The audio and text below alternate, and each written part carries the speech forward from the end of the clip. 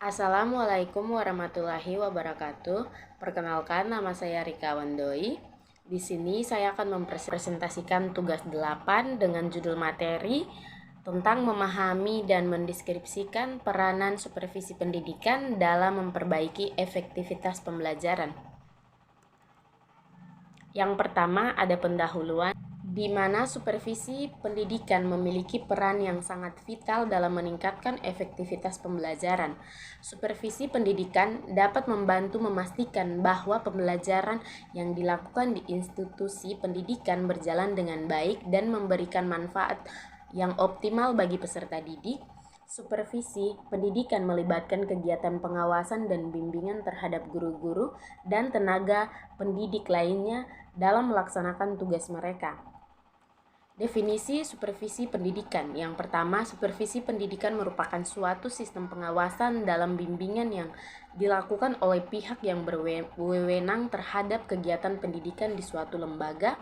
Kemudian, fungsi supervisi pendidikan mencakup pemantauan, evaluasi, dan bimbingan terhadap proses pembelajaran.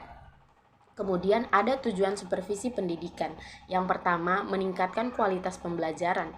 Supervisi pendidikan bertujuan untuk meningkatkan kualitas pembelajaran dengan memberikan masukan dan bimbingan kepada para pendidik.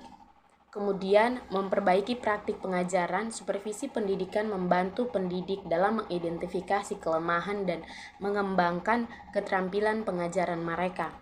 Kemudian ada fokus supervisi pendidikan, di mana yang pertama pengembangan kurikulum. Supervisi pendidikan membantu dalam pengembangan dan implementasi kurikulum yang sesuai dengan kebutuhan siswa. Kemudian peningkatan metode pengajaran, di mana supervisi pendidikan memberikan bimbingan dalam pemilihan dan penerapan metode pengajaran yang efektif. Kemudian evaluasi dan penilaian. Supervisi pendidikan membantu mendidik dalam melakukan evaluasi dan penilaian terhadap proses dan hasil pembelajaran. Kemudian ada metode supervisi pendidikan. Yang pertama, observasi kelas, di mana melakukan pengamatan langsung terhadap kegiatan pembelajaran di dalam kelas. Kemudian ada wawancara, di mana melakukan wawancara dengan pendidik dan memahami pendekatan dan strategi pengajaran yang mereka gunakan. Kemudian ada analisis dokumen, di mana menganalisis dokumen seperti rencana pelajaran, catatan harian, dan hasil evaluasi siswa. Kemudian ada manfaat supervisi pendidikan. Yang pertama, peningkatan kualitas pembelajaran. Supervisi pendidikan membantu meningkatkan efektivitas dan efisien proses pembelajaran. Kemudian pengembangan profesionalisasi pendidikan. Supervisi pendidikan membantu pendidik dalam pengembangan keterampilan, pengetahuan, dan kompetensi profesional mereka. Kemudian peningkatan hasil belajar siswa, di mana melalui supervisi pendidikan ini, pendidik dapat menyusun strategi pembelajaran yang lebih efektif untuk mencapai hasil belajar yang lebih baik. Dari materi tersebut, kita dapat menyimpulkan bahwa dalam menghadapi perubahan dan tuntutan dalam dunia pendidikan, supervisi pendidikan memainkan peran yang sangat penting dalam memperbaiki efektivitas pembelajaran.